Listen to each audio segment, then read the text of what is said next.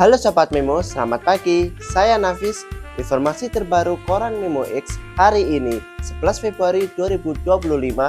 Langsung saja. Berita dari Jakarta, Dirut Perum Bulog penunjukan Novi untuk percepat program ketahanan pangan. Tak main-main, jajaran Mabes TNI memastikan penunjukan Majen TNI Novi Helmi Prasetyo sebagai Direktur Utama Perum Bulog berdasarkan kesepakatan bersama yang telah disetujui TNI dengan jajaran Kementerian BUMN. Dengan penunjukan Novi Helmi sebagai Dirut Perum Bulog, TNI berharap jajarannya dapat memberikan kontribusi lebih banyak dalam mendukung program ketahanan pangan nasional. Sebagai informasi, Menteri BUMN Erick Thohir melakukan pergantian direksi Perum Bulog dengan menetapkan Mayor Jenderal TNI Novi Helmi Prasetyo sebagai Dirut. Selanjutnya, berita dari Jakarta, Gus Faid, semua pihak harus berkomitmen melindungi kebebasan pers. Bupati Jember terpilih Muhammad Fawaid atau akrab dipanggil Gus Fawaid pada momen peringatan Hari Pers Nasional 2025 berpendapat untuk semua pihak harus berkomitmen melindungi berdasarkan pers. Alasannya adalah pers melalui industri media massa mempunyai peranan yang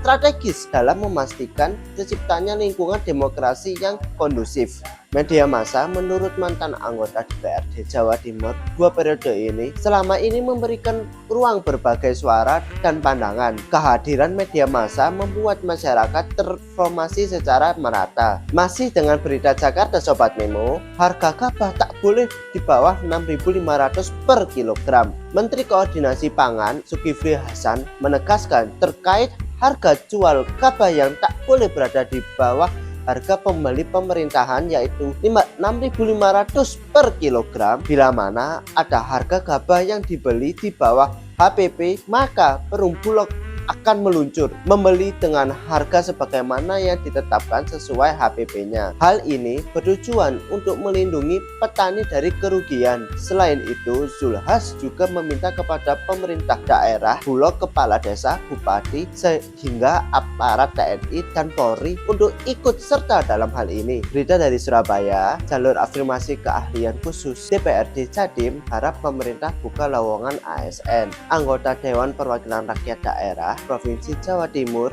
Abdullah Muhdi mendukung dan berharap agar Badan Kepegawaian Nasional maupun daerah mempertimbangkan adanya jalur afirmasi keahlian khusus ketika melaksanakan perekrutan aparatur sipil negara atau ASN ataupun P3K. Dalam rapat kerja bersama Badan Kepegawaian Daerah, politisi PKB ini mengatakan jalur keahlian khusus penting untuk mempercepat perekrutan PNS dengan SDM yang lebih profesional dan kompeten dalam bidangnya. Kendati seseorang memiliki prestasi, tetap harus mengikuti tahap-tahapan perekrutan ASN. Namun, mereka sudah memiliki poin plus dibandingkan pelamar yang tidak memiliki prestasi. Dalam tanda kutip, hanya sekedar wawasan dan siap ujian tes CPNS. Selanjutnya, berita dari Surabaya, Suli Daim optimis MBG berjalan sukses dengan kucuran anggaran 800 miliar. Banyak yang meragukan jika program makan bergizi gratis atau MBG dipenuhi oleh intrik dan polemik karena program unggulan Presiden Prabowo Subianto tersebut dinilai menghabiskan banyak anggaran. Namun, tidak demikian dengan pemikiran anggota DPRD Provinsi Jatim. Suli Daim, politisi Partai Amanat Nasional atau PAN, ini optimis program unggulan Presiden Prabowo Subianto ini bakal sukses dan lancar. Menurut Suli Daim, kalau pemerintah Prabowo Subianto ini jelas dan sungguh-sungguh memenuhi janjinya saat kampanye. Selanjutnya, berita dari Jember bisa diwujudkan dari Jember untuk Indonesia. Joko Susanto ingin pers mengawal swasembada pangan. Pada momen-momen peringatan Hari Pers, Wakil Bupati Jember terpilih Joko Susanto menyampaikan ucapan selamat Hari Pers Nasional atau HPN 9 Februari 2025. Sebagai Ketua Dewan Pengawas Perkumpulan Petani Pangan Nasional, ia sangat menyambut baik program pemerintah dalam mengatakan persoalan pertanian dan pangan ini. Kedepan, pemerintah daerah harus lebih responsif dan tanggap terhadap kebijakan pusat demi terwujudnya ketahanan dan swasembada pangan. Lebih lanjut, Joko berharap adanya dukungan dari berbagai pihak, termasuk pemerintah pusat, stockholder pertanian, dan terutama pers. Selanjutnya, Operasi Keselamatan Semeru 2025, Polres Jember target 10 sasaran. Terhitung dari 10 sampai 23 Februari 2025, Sobat Memo, Polda Jatim menggelar Operasi Keselamatan Semeru 2025 secara serentak di seluruh wilayah Jawa Timur, termasuk di Kabupaten Jember, dengan sandi tertib berlalu lintas guna terwujudnya Astacita, bahwa Operasi Keselamatan Semeru 2025 ini akan digelar selama 14 hari untuk menekan angka kecelakaan lalu lintas serta meningkatkan kesadaran masyarakat untuk tertib lalu lintas. Bagas berharap dengan operasi ini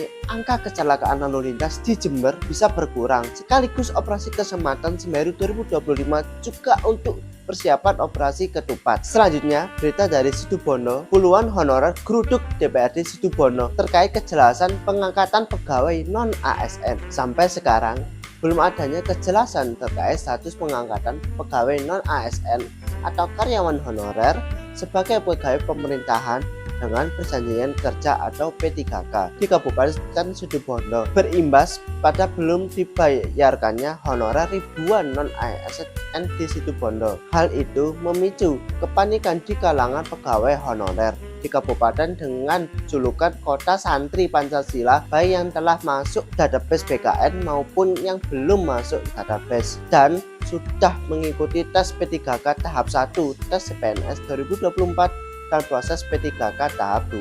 Berdasarkan hal tersebut, Komisi 1 DPRD Situbondo memvalidasi rapat dengan pendapat atau RDP antara perwakilan pegawai honorer dan pemerintah Kabupaten Situbondo. Berita dari Pasuruan, puluhan babi mati mendadak di Kecamatan Tosari, Dinas Peternakan tunggu hasil lab. Puluhan ekor babi di Desa Sadeng dan Desa Wonogiri, Kecamatan Tosari, Kabupaten Pasuruan dilaporkan mati mendadak. Kejadian ini mulai diketahui warga sekitar 2 minggu yang lalu dan jumlah babi yang semakin bertambah setiap harinya. Kepala Desa Sadeng, Abdul Hadi, mengungkapkan total sekitar ada 50 ekor babi milik warga di Dusun Moroseneng dan Dusun Sadeng yang tiba-tiba ditemukan mati mendadak tanpa ada gejala. Warga was-was dan meminta bantuan dari pemerintah untuk mengatasi fenomena penyakit tersebut. Berita dari Sidoarjo, pimpin jihad rawat kali di Sungai Kelurak, PLT Bupati Sidoarjo nilai bentuk komitmen bersama cegah banjir. PLT Bupati Sidoarjo Subhandi bersama jajaran Forum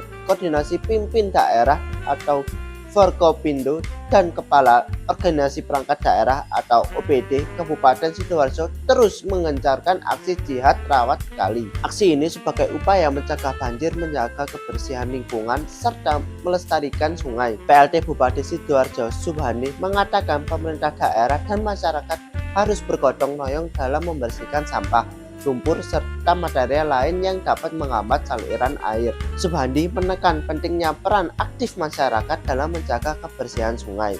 Ia juga mengajak warga untuk tidak membuang sampah sembarangan. Bagaimana nih menurut Sobat Memo? Silahkan untuk meninggalkan komentar di kolom komentar yang sudah tersedia. Untuk info lebih lanjut, baca Harian Pagi Memo X. Sekian berita dari kami redaksi Memo X, sampaikan terima kasih.